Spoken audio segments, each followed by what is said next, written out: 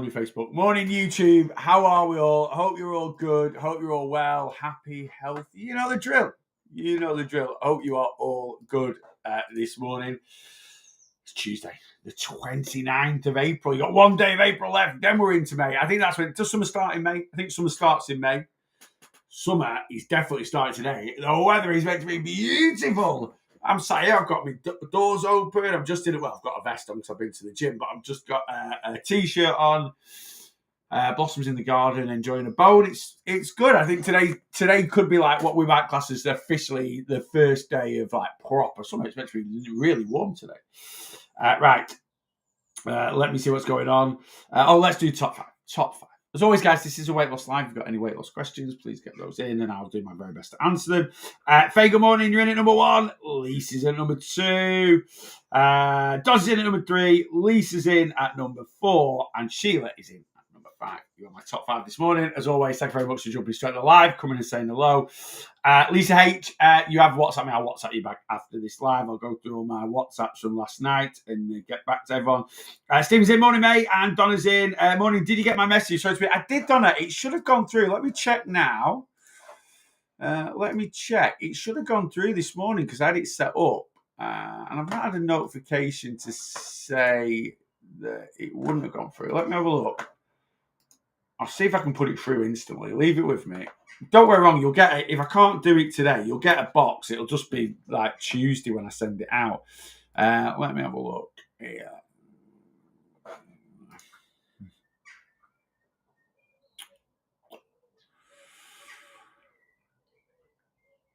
It's got it down as right. It skipped it on a month. Let me see if I can put it through.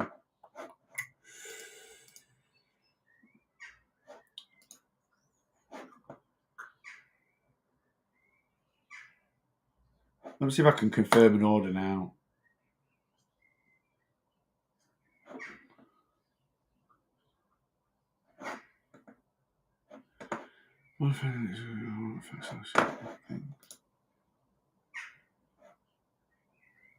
Leave it with me, Donna. I'll have a look after this live and I'll see what I can do. Leave it with me. We'll sort it. Right. Somebody one, good morning. Kirsty B's in, good morning. Who else is in? Is Friday the 30th of May the last check-in of the challenge for people who started the first week? Yes. Yes, it is. I had to think then. Yes, it is. So, I'm going to send a message out about the challenge. I'm going to try and do it today. We are halfway through. So we are halfway through March's Boss Your Weight Loss Challenge. Everyone has done 3 check-ins each. The challenge. I'll work it out now for you because it's everyone's. The first group, it's your 4th check-in this week, which is the 2nd of May, and then 16th, 30th of May. Yeah, 30th of May. 3 down, 3 to go. Right. So I'm gonna send a message out into the challenge broadcast. Nothing that you need to action. Oh, hang on. We might have some action here, Donna. Donna, you're on. You're all good. Your order's gone through. I will get you a box out today. Right, that's all sorted. Stefan's in. Good morning. I'm on a daily calorie deficit of about minus 1,200 per day. Is that too harsh? Do you mean your deficit is 1,200 a day or you're eating 1,200 a day? Either way, yeah, it's for the majority of people, that's either too lower calories or too severe a deficit, or is it a bit of both? Yes, it is. 30th of May is the final challenge check-in. What is a decent daily deficit to aim for? So this is a pound of body fat, right? And this contains 3,500 calories. Now, I recommend, again, this can be a little bit subjective, but for most people, trying to lose one of these a week consistently is a good calorie deficit. 500 calories a day would be the deficit. So that's not eating 500 calories a day. That's consuming 500 calories a day less than you burn. So if you burn 2,500 calories a day and you eat 2,000 calories a day, you'll lose one of these a week, which is about 4 stone in a year, right? If you put your mind to it and you're really on it, you could lose a little bit more than that. But I think that's a decent calorie deficit. Now, look, if you're quite overweight, the deficit can be bigger. We can lose more than one of these a week. If you're very, very active, the deficit can be a little bit bigger. We can lose more than one of these a week. So there are a couple of little things to take into account. But for most people, yeah, one of these a week is good, healthy, sustainable fat loss. Yeah. Karen H, good morning all. Lynn, hello, good morning. I'm scanning up now. I'm meeting myself backwards. Paul is in. Steph GC, morning. Carol, good morning. Lou, good morning.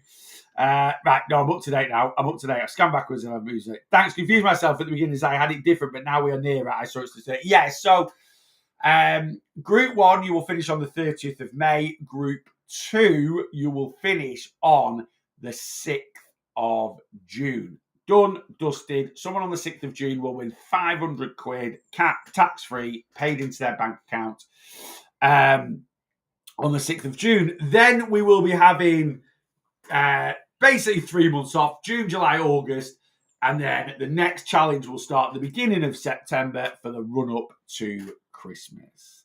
Charles Journey, good morning, boss. Good morning, Charles Journey. Right, let me scan down. Good morning, Handsome. Good morning, James. James, I've just got your message, mate. I'll respond to you after this live.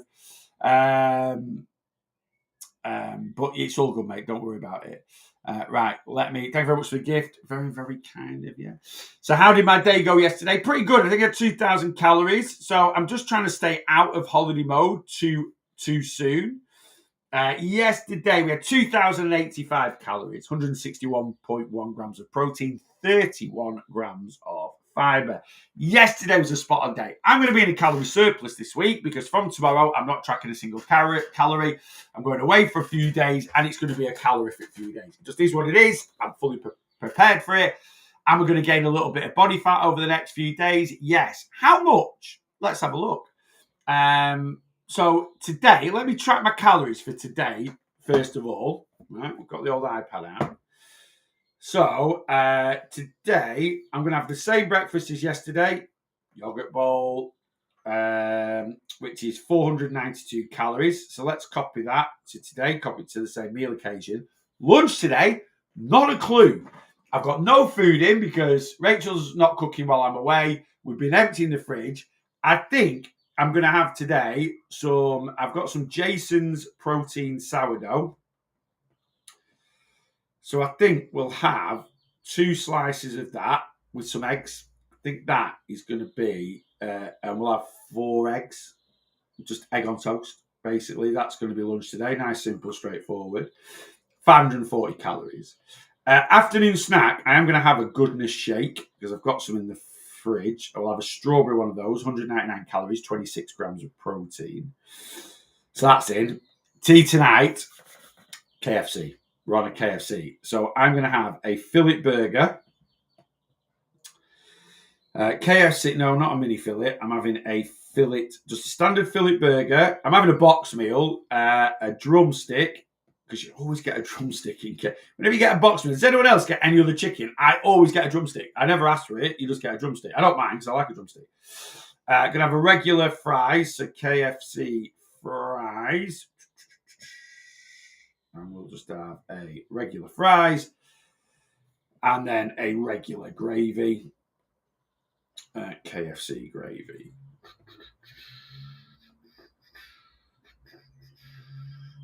And that'll go in. So tea's 930 calories. That has me at 2,161 calories. I won't eat anything else today. I don't think. Right? But that's where I'm going to be at. So I will have banked this week so far about 900 to 1,000 calories. So tomorrow, to be honest with you, I burn about 3,500 calories a day. When I'm on holiday, will I go to the gym or not? I don't know. I might do, right? But I might go to the gym. So, but whether I go to the gym or not, I'm going to be doing a lot of steps. I'm still going to be burning 3,500 calories a day. So Wednesday, Thursday, Friday, Saturday, Sunday, I will burn over those 5 days 17,500 calories. Am I right there? 3,500 times 5. I am. 17,500 calories. I would reckon on this holiday, I'm going to consume on average about 6,000 calories a day, right? So 6,000 times 5 is 30,000 calories, minus 17,500, and I've banked 1,000. So minus 1,000 off that. That means I am going to be in an 11,500 calorie surplus. That is roughly what I'm going to be at. If I divide that by 3,500, that means over the next 5 days, I'm going to gain 3 of these. I will gain just over 3 of these. I'm all right with that, right? So far this year, in terms of body fat loss, I have lost about 24, 25 pounds. So if I come out at the end of this week and I'm still 22, 23 pounds down, I'm all right with that. Monday's bank holiday. I am going to have a higher calorie day bank holiday, but next week will be a deficit week because I'll get straight back into things on Tuesday, and I'll probably just have high calorie Monday, high calorie Saturday, and every other day will be a banking day. So there we go. And you can, and that's and 6,000 calories a day on average is a lot of calories, right? You might be like, no, it's not, Neil, but it is, right? I'm going to, obviously, I'm going to be having food every day, but it's going to be boozy. But not every day is going to be a mega boozy day. Tomorrow is, right? Tomorrow just is. We were at the airport for I should be sat in a bar in Manchester Airport 7:30 in the morning. 20 lads, am I going to have a beer? Of course I'm going to have a beer, right? So I'm having a couple of beers in the airport, probably have a fry up, or I probably won't actually. I'll probably just get a sandwich or something, because airport food just pees me off how expensive it is. I'll probably just go Pret and get a bacon butty. Don't get me wrong, that's like £4.50. I'm not going to spend £16 on an English breakfast because they're rubbish. And then I'll probably get a meal deal. Always get a meal deal. Now, honestly, I'm going for an airport and you're going to want food on the plane, just go get a meal deal. They're like £5.50 in WH Smith's, butty, Chris, drink, £5.50, which a meal deal's £3.50, £4 anyway, isn't it? There you go. Don't be buying stupid. I'll probably have a couple of beers on the plane. We should be in Fuengirola tomorrow for about 2:30. Then we're going to be on it. It's just the way it is, I'm getting burnt out with everything. It can happen. Stefan, burnt out is in everything we want. What work, weight loss. This is why you need breaks. This is why you need little breaks here and there. Is there no Burger King in an airport? Not in Manchester Airport. There's always a Burger King in a Spanish airport coming home.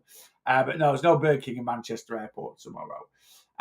It literally is like there's a few different eating places in there. They're doing up Manchester Airport at the moment, so there's not going to be a Terminal 1 and a Terminal 2. It's just going to be a Terminal 1 by the end of this year. So I don't know what's going on.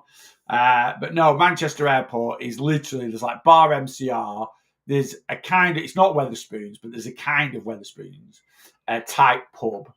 It might be a JP Lee's, or it might be no, it's not a Sam's. It might be a JP Lee's pub, and then there's like an upper crust and a Pret and a Starbucks. I think that's about it in Manchester Terminal 1. Yeah, just give us a wave if you pass Barnsley. I don't think we will. I don't know. No, we won't. We Manchester Airport, you literally go straight down over Bristol, over France. And yeah, straight down into then. Yeah, I think you actually fly down the Costa Brava, down the coast. You sort of fly.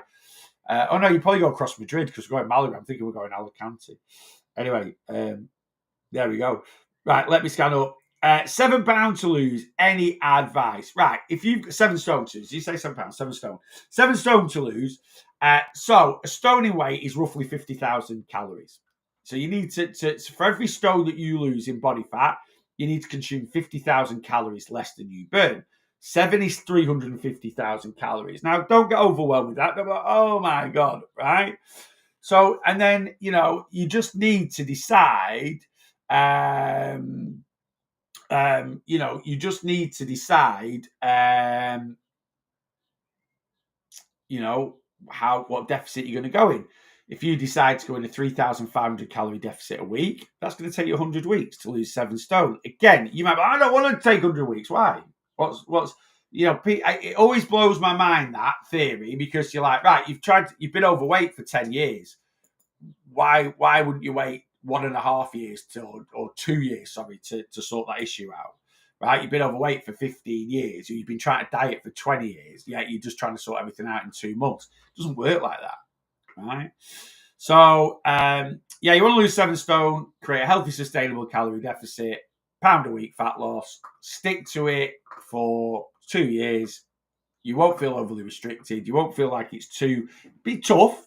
Takes effort. You've got to sort a few bits out, but it'll be healthy. It'll be sustainable. As long as you put the effort in, you can still enjoy life a little bit, and your 7 stone will come off. I've stopped losing weight, and it's demoralizing. If you stop losing weight, it's because you're not in a calorie deficit anymore. And if you go, no, I am, Neil, but my weight loss stopped, you're not. Right? Nothing stops you losing weight. If you're in a calorie deficit, you lose body fat. It really is that simple. If you went and locked yourself in a room for a month and didn't eat anything, would you come out thinner and light? Of course you would. Why? Because you're controlling your calorie intake. The thing is, we go through phases, but the mind's a weird and wonderful thing. We convince ourselves we're doing what we should be doing, and you're not, right? So, Clary Fairy, get back into a calorie deficit, you'll continue losing body fat. Paula on Facebook, do you eat your full allowance of calories each week? What happens if you bank calories but don't eat them? You're just in a bigger calorie deficit, right? I used to have this mindset, right? And you need to change it. A lot of people, so I work my clients towards weekly calories. So new weight loss week, start on a Monday, finish on a Sunday, right? Now I get my clients to check in every Friday or every other Friday. Checking days does not signify the start of a week. It doesn't signify the end of a week. It's not like, it's just a random, and all you should look at it, it's just the day I get on the scales. That's it. It doesn't signify start or stop or anything like that. It's just a day I get on the scales. Yeah. But, at the end of the day, a week is Monday to Sunday, isn't it? That's why we have a weekend, Saturday, Sunday. So on a Monday morning, you get a brand new calorie allowance paid into the bank and your step count is 0. You're going to bring your calorie allowance down. You're going to take your step count up, right? How you structure and eat your calories over the week is down to you. If you're on my one-to-one plan, I give you help and guidance on that. But at the end of the day, what I tend to recommend is Monday to Friday, you bank a few calories, and then that'll save some calories for the weekend, and you use those banked calories over the weekend. Do you need to use your banked calories? No. Well, it's like, no, not at all. Right? And it's not like you're wasting. So let's say your calorie allowance is 14,000 calories a week, right? And that puts you in a deficit to lose a pound of body fat, right? And you might bank 10 to 15% a day. Let's say you bank 300 calories a day, right? That takes 1,500 calories into the weekend. You've still got 2,000 Saturday, 2,000 Sunday, your daily average. And then you've got an extra 1,500 calories to play with. So if you have a takeaway or going out for a couple of drinks or go out for a bit of tea, you've got that sort of like extra allowance that you've saved up over the week. Let's say you have 3,000 calories on Saturday, but on Sunday you stick to your normal 2,000 calories. So it gets to 9 p.m. Sunday night and you've got 500 calories left over. All that means is instead of being in a 3,500 calorie deficit for the week, you're in a 4,000 calorie deficit. You're just in one slightly bigger, so you'll lose a little bit more weight. If you sit there at 9 o'clock on a Sunday night and you've got 500 calories left over and you're like, Joe, I've got 500 calories left over, I'm going to have some crisps and chocolate. Have some crisps and chocolate, that's fine. Something I've really worked on in the past 6 months is not eating for the sake of eating. If I feel like I've not really had many treats over the weekend and I fancy some crisps and chocolate, I'll have it. But if I'm like, no, I've had fish and chips, or I've had a KFC, or I've had a pizza, I've had some crisps, I've had some chocolate, I've had a nice ice cream sundae from my pudding tonight, I don't feel I need any more crisps and chocolate, or I don't feel like I need any more food or anything like that, I just won't eat it. So if you watch my weekly weight loss vlogs, I talk about this all the time. I go through my own calories. So if you watch Monday's weekly weight loss vlog that came out last night, I talk about it. Last week, I was in, so I stuck to my calories for the week, but I was 1,200 calories under my allowance. So I normally put myself in about a 5,500 calorie deficit a week. Last week, I was in a 6,700 calorie deficit. The week before, I actually went over my ideal deficit by about 100 calories, I think. So it just kind of like evens itself out over. So, we bank calories, think of it like this. I always sort of compare calories and money because the two things that if we overspend, we end up in trouble. If we're responsible with, we end up in quite a good place. If you're saving up money, right? So you might save up 500 quid and you decide, I'm going to go for a spending spree. I'm going to go for a bit of a shopping spree. I fancy a new top and some new trainers or something like that. And you go off shopping. And at the end of your shopping trip, you bought everything. I've got a new pair of trainers. I've got some new pants. I've got a new top, right? I've treated myself to something, I don't know, whatever else, and I've spent £300. At the end of it, do you get back to your car and go, I've saved up 500 quid for a bit of a shopping spree. I've spent 300. I've got 200 left. Well, I might as well go back shopping and spend another 200. I don't need anything else. I've got my trainers. They were on sale, so they're a bit cheaper than I wanted, than I thought they were going to be. I've got a new top and a new pair of pants. There was nothing else that took my fancy. So I would just be spending money for the sake of spending it. Some people would do that, right? But if you do that, that's financially irresponsible, right? You might as well put the 200 quid back into your savings, and then in a month's time, something new might come out that you want, and you're like, oh, I didn't spend that 200 quid. Now I've got it. Right? So it's kind of that. There's no point spending for the sake of spending, whether it's money or calories. I think I'm interested to know, if you bank, say, 2,000 but don't use them, how does it affect your weight that week? You're just in a bigger calorie allowance. You're just in a bigger calorie deficit. You just lose a bit more weight. That's it. It doesn't affect anything, So, Paul has put here, I think I'm interested to know, if you bank, say, 2,000 calories but don't use them, how does it affect your weight that week? But then you eat your full allowance the following week. Does that mean your weight will go up? Right. So if you eat, like, if you bank 2,000, you don't use them all, the amount of food you eat, right, will determine your average food weight in your body. So if you have a week where you eat quite a few less calories, will your average food weight that week be a little bit lower? Yeah. If you then the following week eat your full allowance, might that increase your average? Yeah, but that's just a daily fluctuation or a weekly fluctuation. They just happen. And will it like change your weight to like pounds? Not really. No, but it's just a fluctuation. The thing is, like, you're always going to get the odd week where you eat a little bit less. You're always going to get the odd week where you eat a little bit more. Now, when my clients check in with me, this is what I break down in their feedback. When they go, oh God, I've gained a pound, but I've stuck to my calories this week. I will go into it. We'll go, all right, well, this has probably happened, or that's probably happened. And I try and justify it in their mind. But it's not something we need to be, look, if you're weighing yourself weekly, which Paul is in my community, you've got your sheet, right? You're not on plan with me, so I'm not directly guiding you, but you've got your Boss Your Weight Loss sheet, your guide to bossing your weight loss. I recommend in that sheet you weigh fortnightly. So if you weigh fortnightly and you have 1 week where you eat a bit less and 1 week where it evens itself out over 2 weeks. So it won't show on the scales that much, right? You'll still see a loss. Yeah. If you don't take my advice on board and you're weighing daily or weighing weekly, that's absolutely fine. You can do that. But if it's affecting you mentally, so you're like, if you personally know I've eaten a few more calories this week, but you're still getting annoyed because the scales have maybe gone up, so if you're weighing yourself weekly and you have a week where you naturally or just whatever eat quite a bit, I put you in a 3,005. I might put you in a 3,500 calorie deficit, and you end up 2,000 under that. So you're in a 5,500 calorie deficit. Yeah, you might see a bigger drop on the scales, but you shouldn't. If you're going to weigh yourself weekly, you need to understand that if you then weigh yourself the week after and you eat your full allowance of calories, what you're getting on the week where you've eaten a lot less than you would do normally, you're getting what we call a false positive. You're seeing a bigger loss, but it's a loss through a loss of food weight more than thingy, right? If you then weigh yourself the week after and you see a gain, but you're in a calorie deficit, it can't be fat because that's physically impossible. You can't defy the laws of physics.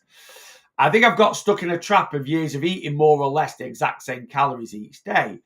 Yeah, but where do you eat 2,000 calories? Let's say your calorie allowance is 2,000 calories a day and you eat 2,000 calories every single day, or you then swap that round to eating 1,700 Monday to Friday and then 2,750 Saturday.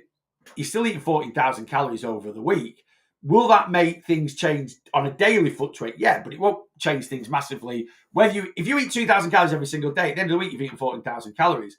If you eat 1,700 calories Monday to Friday and 2,750 Saturday, 2,000, you've eaten 1,400 calories. Calories are like you've eaten the same amount of food.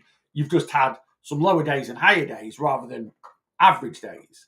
So that would affect maybe daily fluctuation calories, like on the scales, but the scales will fluctuate daily, whatever. Even if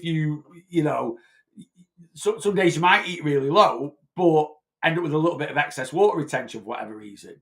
So you might eat really low, but the scales go up a pound. And you're like, what's going on? These are just things we need to understand. Episode 9 of my podcast. I recorded it a while ago, 2023, but the information is still very relevant. Episode 9 of my podcast is Turn the Sad Step into the Happy Step. It teaches you exactly how the scales work, how fluctuations work. Yeah. And it's something we really need to kind of work on. It's not a quick fix. You won't change your mindset overnight, which I wish we could do that, but we can't. But it's something we need to work on. Yeah. And look, at the end of the day, I recommend trying to work to a more normalized eating pattern, which is, I talked about this either in a live or a podcast recently, where I basically said, if you go and follow your mate around that, or I might have done it on some TikTok content, if you go and follow your mate around that's never had a weight issue and track their calories 24/7 for 7 days, they will naturally have some days where they eat more, some days where they eat less. It is a really disordered eating pattern to try and eat exactly the same amount of food every single day. It's not normal eating, right? Now, I always say this, a lot of people, what is normal eating? Look, at the end of the day, you can try and pick at everything, but like I say, you go and follow anyone around. You go and follow an athlete around, right? Go and follow a football around. You go follow a football around that's never had a weight issue. They train, exercise all the time. They've got nutritionists. Their eating's always on point. Do they have days where they eat more food, days where they eat less food? 100%. Day before they play a game, they'll carb load, right? They'll consume more calories. Day of the when they're training, they'll probably eat more food, right? Day when they're playing, right? And then days where they have a day off, or days where they're just doing light training, they'll probably eat a little bit less food, right? They'll structure their fuel intake and their carb energy more than anything for their playing. Have you ever done keto? Yeah, I have. It's absolutely horrible, right? I did keto not because I was doing it as a diet method. I did it as an experiment with a guy in the gym in 2018. So when I say guy in the gym, Rich, that used to be a fitness instructor at Ruby Hall Village, we both decided to do keto for a month just to test it. Just because you see all these people on social media, keto's amazing. I've got more energy than I've ever had before. We were both fit, healthy, in really good shape. He was a fitness instructor, personal trainer, owned his own gym, but also worked at Ruby Hall as a fitness instructor because he got a free membership, basically. I was a personal trainer physical fitness was really good. And we were both like, right, let's do it. I think we did July, from memory, July or August, I can't remember. I'm like, right, we're going to do keto for a month. Horrible. The biggest thing, apart from the fact that you get very bored of what you're eating, it's amazing how much variety carbs brings. And we did proper keto. We did no fruit, no veg, right? We did some leafy greens, bit of spinach, bit of kale here and there. Tried to stick to under 20 grams of carbs a day, right? And it was horrible. My energy levels fell through the roof. I definitely lost a bit of muscle mass. I definitely lost strength in my training. I was irritable. I was grumpy. And I lost a lot of water retention. So I looked my skin looked horrible. And one of the worst things, I missed crunch. I missed texture. It's unless you're eating nuts or pork scratchings or making like Parmesan twirls, it's bonkers, the keto diet. You miss a lot of texture. Really, really weird. But yeah, I don't. I have done keto, and it's horrible. It's anyone that sits there and goes, "It's amazing. It's the best I've ever felt," is lying to you. They're lying to themselves. Now, don't get me wrong. I went from having a very healthy-ish diet, right, to going on to keto. If you have a really crap diet, if your diet is beige, it's full of ultra-processed foods, or low nutrient dense ultra processed foods. A lot of people don't understand in this day and age, we can get what you would class as an ultra processed food that is nutrient dense. Things like that's high, all right, it might have additives and preservatives in it, but it's also high in protein or it's high in fiber or, a Fiber One bar, right? A Fiber One bar is an ultra processed food, right? It's got also, if you buy a box of Fiber One bars and you eat and you unwrap them in 2 years' time and eat one, it will taste absolutely fine. It won't do you any harm. You won't get food poisoning from it, right? But a Fiber One bar for 80 calories has over 5 grams of fiber in it, right? And that fiber is fiber, it is fiber. So if you want a bit of a sweet treat and you want to add some fiber into your diet, I'm not telling you to eat 6 Fiber Ones a day to get your daily allowance of fiber in, but it's an option, yeah. Being in a cut for 12 but got 2 weeks left before holidays, do you think 2 weeks aggressive cut is okay? Ellie, it's not. I don't know why you bulk it. I don't get the mindset around it if you're just an everyday person. Like, I just think all this bulking and cutting, it's just nonsense, right? And it's not my thing because I'm a weight loss coach. I'm not a bodybuilder. And body bulking and cutting is about bodybuilding. But 90% of people that do it just don't need to do it because they're listening to a coach that's like it's just garbage. If you want to lose some body fat before going on holiday, put yourself into a calorie deficit. Would I recommend 2 weeks before going on holiday? Absolutely, making that calorie deficit really big to try and lose the last bit of fat. No, it's just going to make you bloody miserable. It's not going to improve your holiday. Like, what? How is it going to make your holiday any better? If you're in a healthy, sustainable calorie deficit, you'll lose 2 pounds of body fat in 2 weeks. If you went into a severe calorie deficit and you lose 4 pounds of body fat, how does that make your holiday any better? Does it make your flight cheaper? Does it give you 30% off your airport pint? No. When you get to the hotel, you go, oh my God, you've lost 4 pounds of body fat in the last 2 weeks. Instead of 2 pounds of body fat, we're going to refund you half your room rate. It doesn't. Now, you might be sat there going, yeah, but it'll make me happier on the beach. Well, if losing 4 pounds instead of 2 pounds makes you happier on the beach, I think you've got bigger issues. And I mean that since, that's a big, like, body dysmorphic kind of mindset that needs changing, So, and I'm not trying to have a go at you. A lot of people are subject to a lot of poor advice, right? Now, I totally get it. If you don't really have a major weight issue, right, and you're going on holiday in 3 months, and you're like, I just want to trim up a little bit to go on holiday, fine, but don't fall into this trap of bulking and cutting, and I just think it's negative to just say, do you know what? For the next 12 weeks, I'm going to go into a calorie deficit. That's it. I'm just going to lose a bit of weight. And 3 or 4 weeks after my holiday, I might nip into a calorie deficit as well to lose any holiday weight, and then I'll just go back to my normal eating pattern. Does that make sense?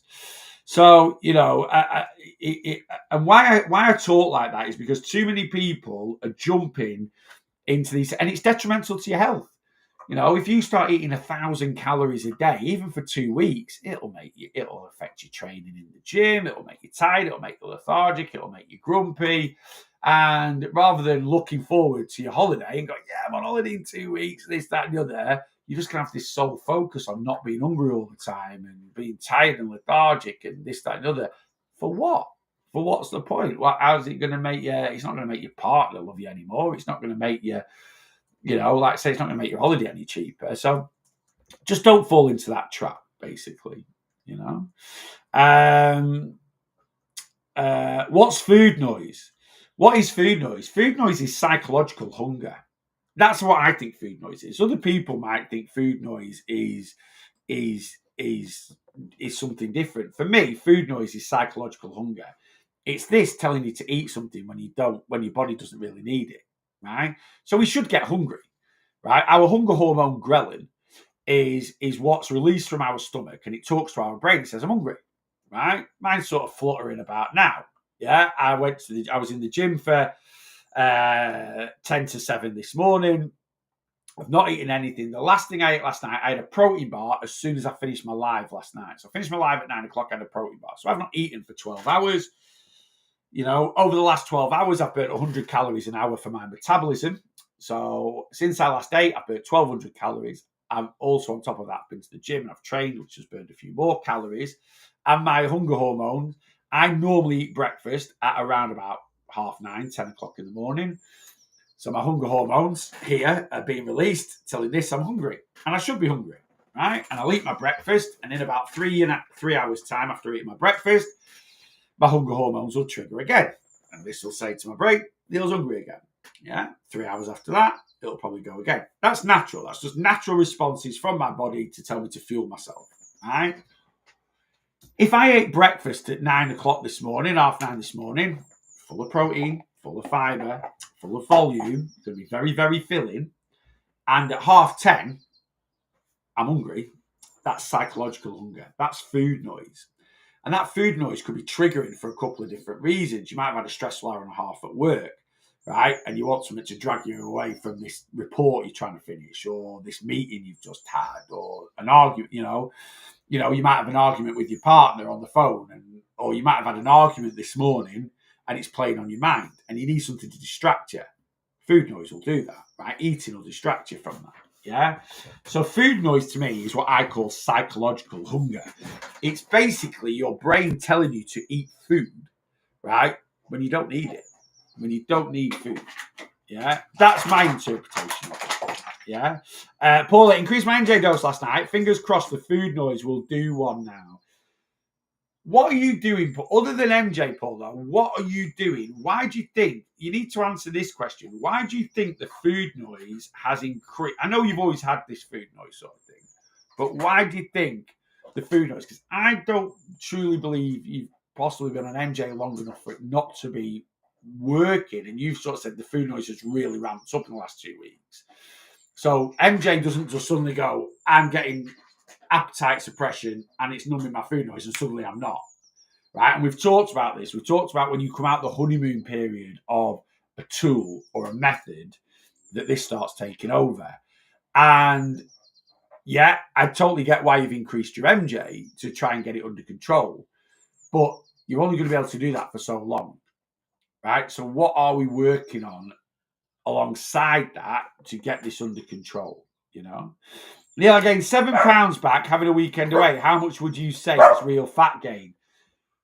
If you've weighed yourself Monday morning and you've gained 7 pounds, hardly any, because the creation of body fat in the body isn't an instant thing. It's normally about 24 hours. So whatever you eat on Monday, whatever you eat on Friday, that would start to notice maybe on a Sunday. Whatever you eat on Saturday will start to notice on a Monday. Whatever you eat on Sunday will start. So it won't all be fat gain, but there's no science behind this. This is just from my own experience. If you have a period of overindulgence, it might be a weekend away, it might be a 7-day holiday. Whatever you gain in weight, right? I normally find about 70% of it is excess food weight, water retention. About 30% can be fat gain. Now, that, like I said, there's no science behind this. It's just from my own experience of going on holiday, gaining 10 pounds. Within a few days, 7 pounds of that is pretty much gone. Can't lose 7 pounds of body fat that quickly. So it's just my own experience. So if you gain 7 pounds and we times that by 0.7, that would suggest around 5 pounds is water weight, food weight, and you might have gained a couple of pounds of body fat. Like I say, there's no science behind that. It's not cut and shut. Yeah. I've been on holiday where I've got back from holiday and I've gained 8 pounds and it's gone within a week. Right. And that means the majority of that, 7 pounds of that, maybe 7.5 pounds, that was water weight, food weight, excess water retention. Likewise, I've been on holiday and gained 6 pounds and it's took me a month to get rid of it, which would then suggest that the majority of that weight gain is fat gain because food weight, water weight can be gone in a couple of days.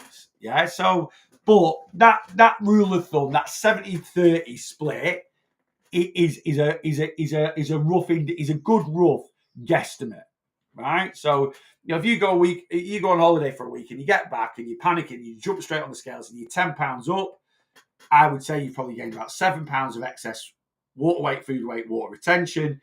You've gained 3 pounds of body fat. Yeah, you should gain body fat when you're having it. If you're going away and you're enjoying yourself and you're having a weekend where you're not tracking calories and you're being a bit more footloose and fancy free with what you're eating and what you're drinking, you're going to gain a bit of body fat. It's all right, you know. I personally think food noise can be an emotional stroke mental health issue. Exactly. That's what I said. It's a psychological hunger. It's a psychological hunger, right? It's not a physical hunger. Physical hunger comes from being hungry. It's a psychological hunger. I used to emotionally eat, and it is emotional eating. That is what food noise is. It's emotional eating. It's basically you're using food as a distraction. For what? But what distraction? Like, is it from the stresses of day-to-day life? Is it from, like, say, an argument? Is it from other emotions? Is it from fear? Is it from loneliness? I'm going to talk about this today. So I'm going to try and record a podcast today. The title of today's podcast is Weight Loss is All in Your Head. Right? Or is weight loss all in your head? That's what I'm going to pose it as a question, because that's not the case for everyone. So I'll pose it as a question. I won't pose it as a statement. Is weight loss all in your head? Right? Because for me personally, depending on what level you are with your weight issue, it is a mental health disorder. I think weight is I always say this, I can't tar everyone with the same brush, right? People's weight issues is always relative to them as an individual. So someone that's half a stone or feels they're half a stone overweight, that weight issue is insignificant to someone that's 20 stone overweight. But that doesn't mean that someone that's half a stone overweight, that issue isn't very, very important to them. Likewise, someone that's 20 stone overweight, that issue is very important to them. Right? So, and you can't tar everyone with the same brush. I always say this, there's different levels of weight issue. Someone that wants to lose half a stone and someone that needs to lose 18 stone, have they got the same issues around their eating? No, they haven't. So the severity of things like food noise, psychological eating, emotional eating, I think the bigger your weight issue, the more ramped up it is. Paul has just put there, I have food noise, but I don't eat every time I have it. There you go. So you've got good control over your emotional eating. I'm the same. I still get psychological food noise now, but I don't give into it because I've got control over my eating. When I was 37 stone and I got psychological food noise, I gave into it every time. I just ate and ate and ate. And this is why for some people, things like Ozempic won't work, right? Or Mounjaro or whatever weight loss, unless you ramp the dose up to a ridiculous amount. But that isn't solving your issue either, because eventually you're not going to be able to take it anymore and you're just going to be back to square one. You should still have food noise while you're on Mounjaro. You should still feel hungry. You should still have cravings. The Mounjaro should be giving you that extra little push to help you control it, right? It shouldn't be doing the job for you 100%, because if it does that, it's just a fad diet, right? It is just becoming another fad diet, because while it's in your system at a high dose, it's doing its job. But like I say, it's got a shelf life. Now, if every single person on this planet that took Mounjaro could take it to the level where it takes away all your hunger and all your food noise, and that would last forever, and you could healthily take it forever, then yeah, it might be a permanent long-term solution. But it doesn't work like that. Your suppression wanes. You can only take it to a certain dose. Every time you take it to a certain dose, over time, your body adapts to that dose, so it gets used to it. And when you take it to its top dose and it doesn't work anymore, where do you go with it? You don't. It loses its effectiveness. And this is something people have really got to be in control of, yeah? I think MJ is going to cause so many problems in a few years. Absolutely. I think it will I think a lot of people, like any brand new diet or tool, right, will get some very good short-term results on it. But I don't think enough people are still going to tackle the issues to why they have a weight issue. So when they come off it, or it stops working, when they have to come off it, they're just going to gain the weight back. It's too new now. And why MJ's become so popular, look, weight loss injections have been around for years, right? Years and years and years, right? These GLP-1s. The first popular one was Saxenda. The thing with Saxenda was the side effects were too severe, right? So people didn't stick to it because it just wasn't worth what they were getting out of it. Yes, it reduced food noise. Yes, it did the same job as any GLP-1, but people's nausea, the side effects on it were severe, and people were just like, I can't be arsed with this anymore. So they stopped taking it. It's kind of the same with Ozempic, kind of the same with Wegovy. Where Mounjaro's been a game changer is you take it weekly rather than daily. And it seems to have a much less severe side effect pattern. You still get side effects. You still get, I've got clients that have reported nausea, severe nausea for the first couple of days after taking the injection. Then that chills its beans a little bit, which is what it should be. Some clients that are struggling with constipation quite severely. Some clients that are struggling with headaches quite severely. Or struggling with headaches, but nowhere near. I've worked with clients. I worked with 5 clients in 2022 that were taking Saxenda. Their side effects were brutal compared to what you get from Mounjaro. So it's, we're kind of, and because of the side effects are a lot less, it's become a lot more popular. People are handling it a lot more and sticking to it a lot longer. But it's too new. It is too new. We're coming up now to where we're seeing, I've been on Mounjaro for a year. I've been on, cool, right? 5 years' time, this is when we'll get the true data of how successful it is. 7.5 for me was bad for me regarding side effects. So on 5 now and loving it. Yeah, and again, the more you ramp the dose up, the worse the side effects will be. Right. For I say that again, you can't tie everyone with the same brush. I have got my clients that I'm working with now. I think for what they've told me, I think the highest dose is 7.5 at the moment. If any clients are on 10, let me know. I don't know, but I know I've got a few that are on 7.5 at the moment. Morning. What's the best way to get rid of belly and back fat? I've started walking. Will it help, please? You can't spot target fat loss. It's one of the biggest myths and one of the biggest frauds that were sold in the fitness weight loss industry. Do these exercises to get rid of stomach and belly fat. Fat loss is fat loss. It comes off where it comes on. It comes off where it comes off. It comes on where it comes on. You can't spot target it. If you're in a calorie deficit, you'll lose body fat. And hopefully if you get to your goal, you'll lose body fat in everywhere you want to lose body fat.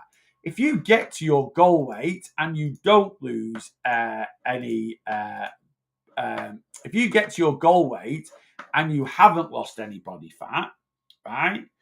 If you get to your goal weight and you still have areas where you'd like to lose more fat, then you either need to adjust your goal weight, but really what you need to accept is you should always have some fat in your body.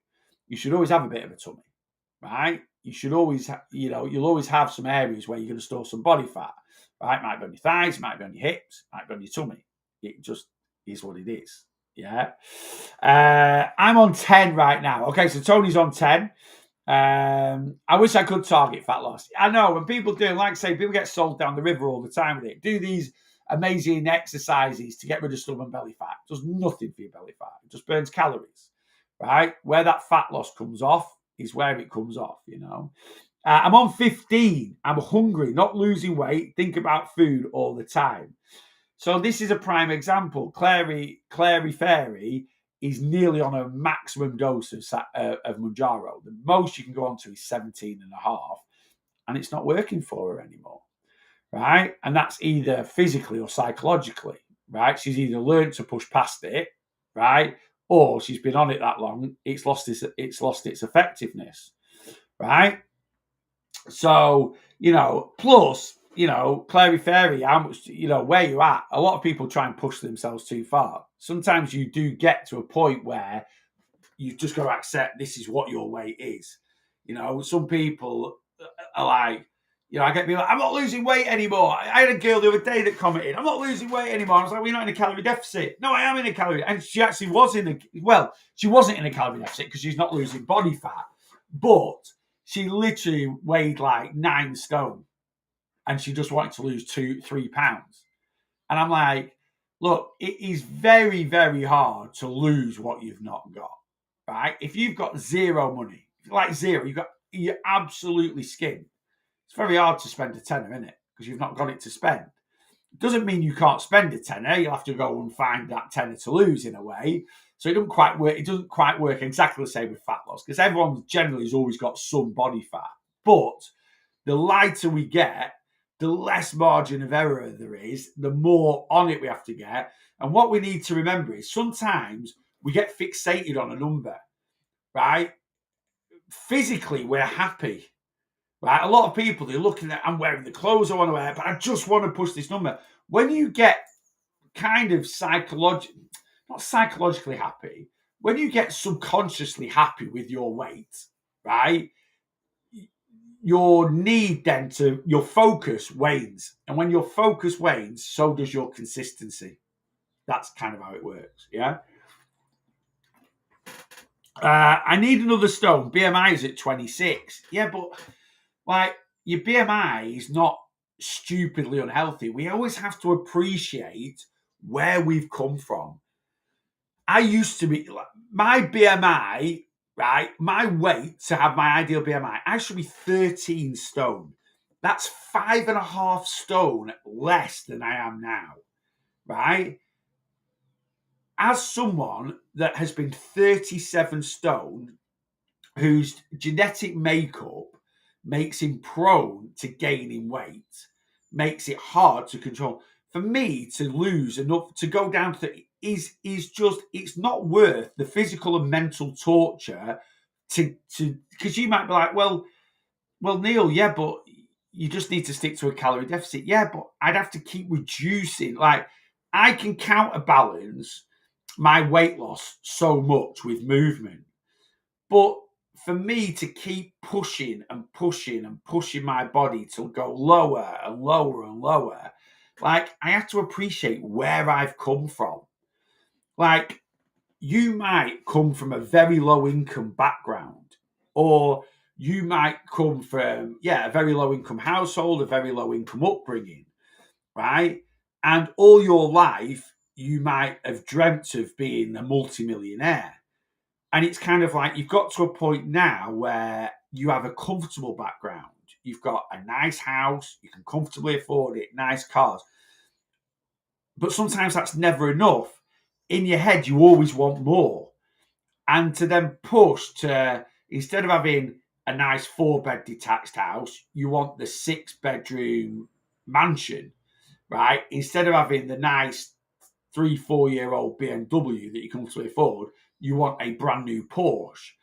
And to get that, you need to do, instead of working 40 odd hours a week, where you've still got a bit of life balance, you still get home to see your kids go to bed, you can still do a few bits at the weekend, you need to then start working 60 hours a week. Yes, you might earn a lot more money, you might, but how long can you keep it up? Because you're just going to burn out. It's kind of like, so we have to have this balance and realization. And I'm like, where did you start off? Like, my BMI is 31 at the moment. Now, the BMI has to be taken with a massive pinch of salt for some people. But for me personally, I used to be 37 stone. I'm riddled with arthritis. I can still exercise. My leptin hormone, which is the hormone that tells me I'm full, doesn't work. I've managed to get to a point where I control my own eating to stick to a calorie deficit. I still get food noise, but I've learned to control that, right? Which is invaluable because I don't need, I can be sat there going, oh, I need more food, or my body says, eat food. And in my head, I'm going, I don't need to. I've had my calories for the day. I've had more than enough protein. I've had more than enough fiber. And even though I could go and eat tons of food, right, I don't. I've learned that self-control. That's not because I've improved my leptin hormone that tells me I'm full. That will always be shocking, right? That's just part of my genetic makeup to why I'm susceptible to gaining weight. But I've learned to control it. But I can only learn to control it so much. I can't learn to control it to where I can stick to 2,000 calories a day, because that would just be psychological abuse to try and stick to so fewer calories for me personally. So we have to appreciate where. So my BMI is 31, right? I'm not really bothered about it being any. Yeah, if I can get it under 30, I get it under 30. Now, don't get me wrong, I'm 6 foot stupid, and the taller we are and the shorter we are against average height to what the BMI is, it becomes irrelevant. I carry a bit more muscle mass than a standard person. That makes the BMI a bit more irrelevant, but still, you know. I want to be 10 stone, but 10 stone 7 would be great. So £7 to go. Absolutely. And it's like, why do you want to be 10 stone? It was a bit like what I said to the lady before that said, should I go into an aggressive cut for the last 2 weeks? How is it? Why does it make your life any better? Like honestly, we've got to kind of answer this.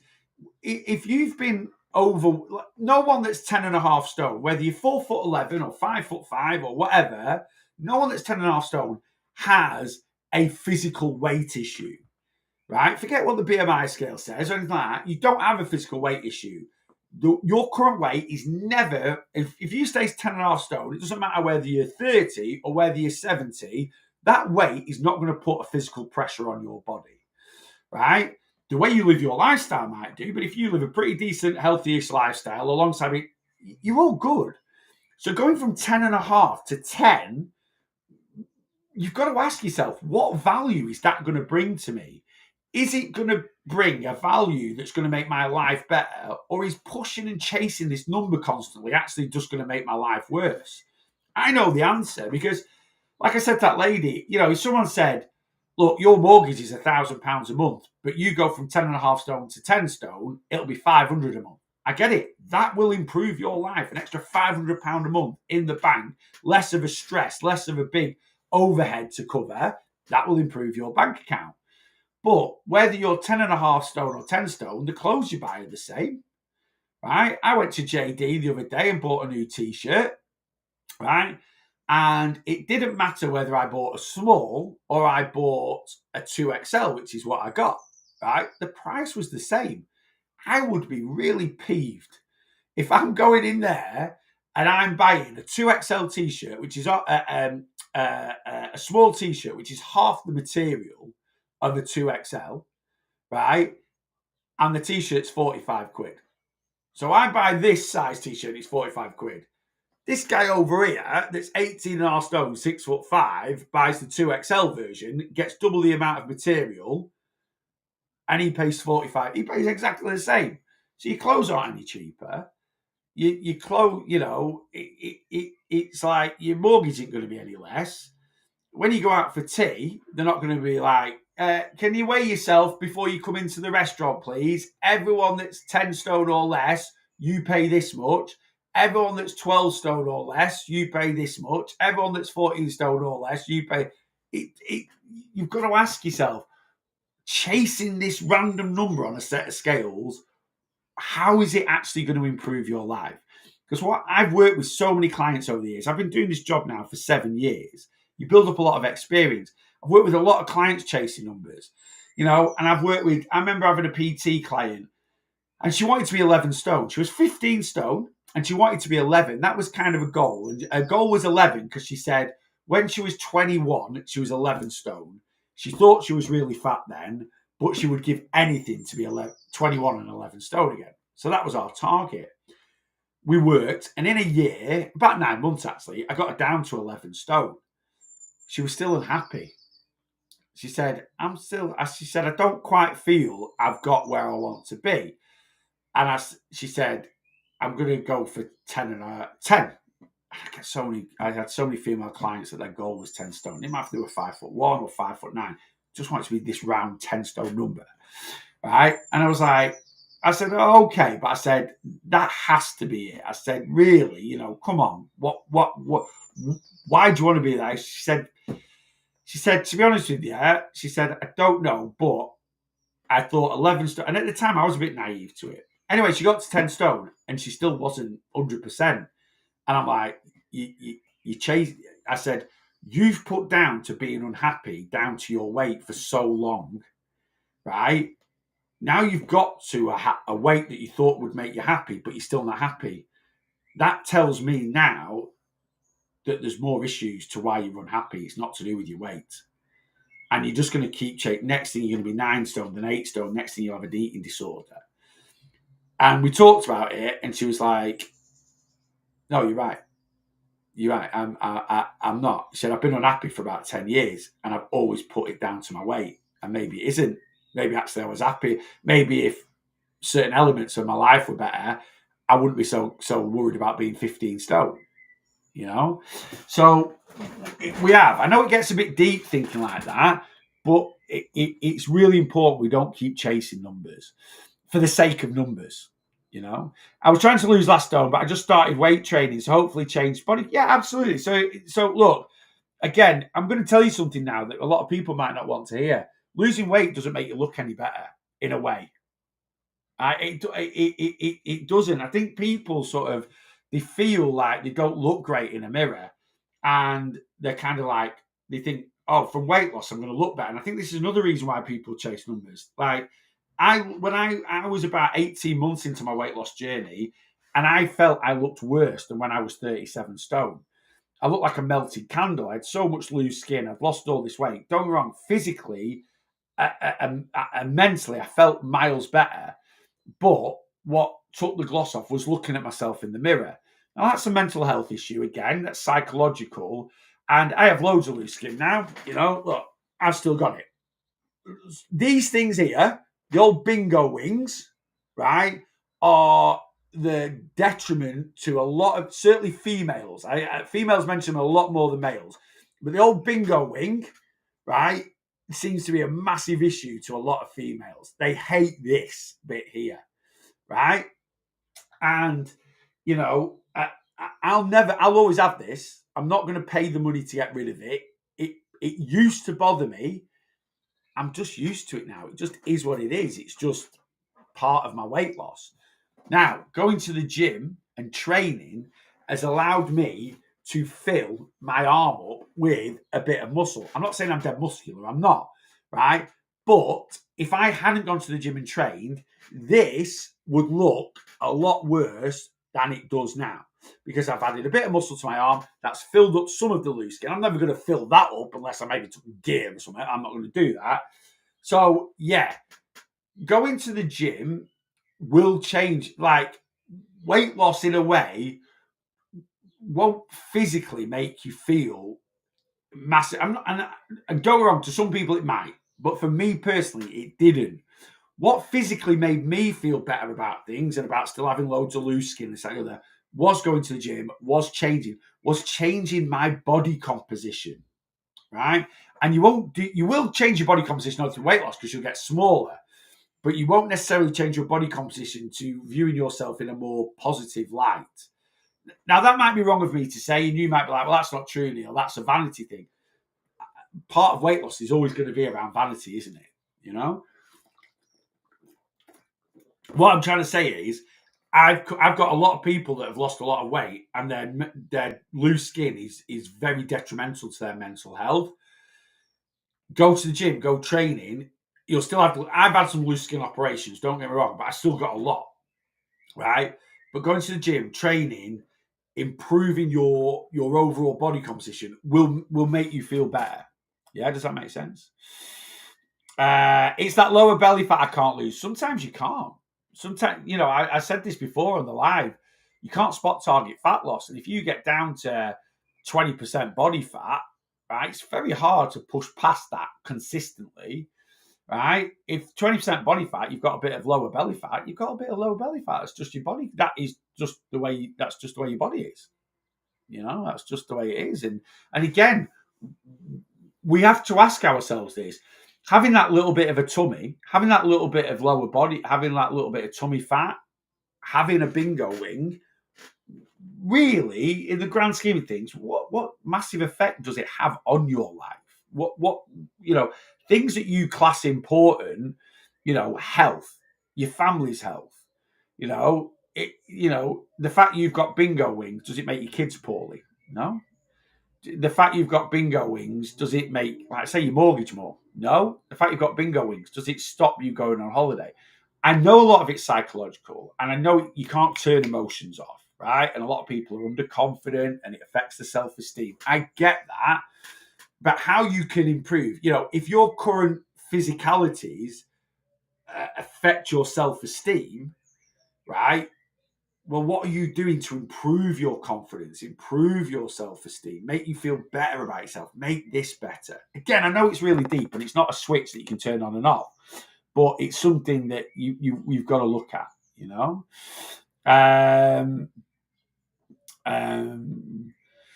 I'm trying to get down to 8 stone. I'm 9 at the moment. How can I lose weight faster? James, I'm not going to answer that. I'm just not. That's, James, that's really severe disordered eating, mate. I'll be totally honest with you. It's something that you need to get help with, not something that I can help you with on a random live. Morning, Neil. Hope that you're well, buddy. Martin, I'm really good, mate. Thank you very much. You are so good to listen to. Always excellent advice. Fenny, that's very kind of you to say. And I don't want to trigger people. I do want to trigger people, but I want to trigger people in a positive way. Yes, I want to give you a thought process, something to think about, but I'm not trying to be, a negative Nelly. I never am. I'm just trying to be a bit realistic. And I think, so many people chase this dream body. So many people chase this dream number. And we do have to be, and maybe it's because I've been there. I always had this, this thing of what would be perfect. I've thought about it all my life. I've very rarely thought about it, if I'm being honest with you, on my weight loss journey. I used to, when I was obese as a kid, and, I used to dream about, being fitter, being healthier, being skinnier, what it'd be like to just be able to go and buy clothes, what it'd be like to go and, and I think, I put a lot of my mental health issues down to my obesity. And don't get me wrong, they did cause it, but some of the mental health issues I've maybe suffered with were still hanging around, even though I lost a lot of weight. I've always been quite on show, a very confident person, inside a very non-confident, is that the right word? Underconfident person. And, 18 months into my weight loss journey, I'd lost a lot of weight. I was still struggling a little bit inside. I was still like, and it's just things I've had to work on, Right. I've got to go. I'm going to go get some breakfast. Guys, I hope that you haven't taken anything I've said there as a negative trigger. And I never mean it to be, and I'm not trying to, but sometimes we've got to be realistic, and sometimes I've just got to be honest. And I do, I care about everyone that has a weight issue, and I want everyone to have weight loss success. Whether you're working directly with me or you just join my social media lives, it is a passion of mine, and I get people that come on and go, just following your advice for the last 12 months, I've lost 4 stone, lost 5 stone. It means the world to me, And if you do need help, I'm here directly. You can come on my plan. You can join my community directly, where you'll get a bit more than just my social media lives, of course. But, I've suffered with my mental health for years and years and years, and it's brutal. It's absolutely brutal to live a life where you're constantly unhappy, constantly chasing things. And it's something I've changed massively. I've always been a bit of an envious, jealous person, and again, it's a state of mind. And any state, one thing we can always change is state of mind. I'm not saying it's easy. I'm not saying it can be done with a flick of a switch, but you can. What your current thought process is, what your current mindset is, what you're currently, what's currently affecting you. If it's in here, it can be changed. It genuinely can, right? Like I say, it takes time, it takes effort. Some people can change things in a few weeks. Some people can change things in a few months, right? Some people, it can take years, right? But it can be changed. I'm proof of that. And I'm not a special person. I'm just Neil from Blackpool, Right, I've got to go. I've got to go. Guys, it has been a pleasure as always. I'm not here now till next Tuesday. That's the next social media live. If you're on plan with me in the community, we've got our Zoom session at 5:00 this evening. Or this afternoon, really. So that'll be my kind of sign off. But I'm away for a few days, going to Spain for a friend's 50th. If I've got a spare half hour, I might jump on a TikTok live and come and say hello. But I very much doubt it. I certainly won't be jumping on a TikTok live if I've had a few beers or my mates have had a few beers because I'll probably end up getting banned. So, I'll probably leave it alone. It's obviously next Monday's bank holiday as well. So I'm back fully in work next Tuesday. Hey, boss, you come and say hello. Come on, last one. Yeah, we're off for a week, aren't we? So we've not got social media for a week, have we? We've not got a live. Oh, big yawn. Have you been tired or are you tired? Have you been Bobos? You've been very quiet. Haven't you? You've been very, very quiet. Right, we're off, Bloss, aren't we? So, guys, if you're on Planning Community, we've got a weight loss session at 5 o'clock tonight. If you're not on Planning in the Community, come join. TikTok profile, Facebook page, YouTube page, all the links there. You can send over an inquiry form. Now, I'm not starting anyone on plan until a week on Monday now. So that's my next start to my one-to-one plan. But if you sign up to my one-to-one plan this morning, you will get instant access to my community. So you'll get the community bits and pieces. Not that I'm doing loads in it this week, but you'll get to come on that Zoom session tonight. You can interact with other people in the community for the next week or so. And I'll get you on plan a week on Monday. Anyway, yeah, TikTok profile, click on my link tree. First time my link tree is an inquiry form. You can send over an inquiry form. I'll email you back. Or you can just sign up directly and get involved.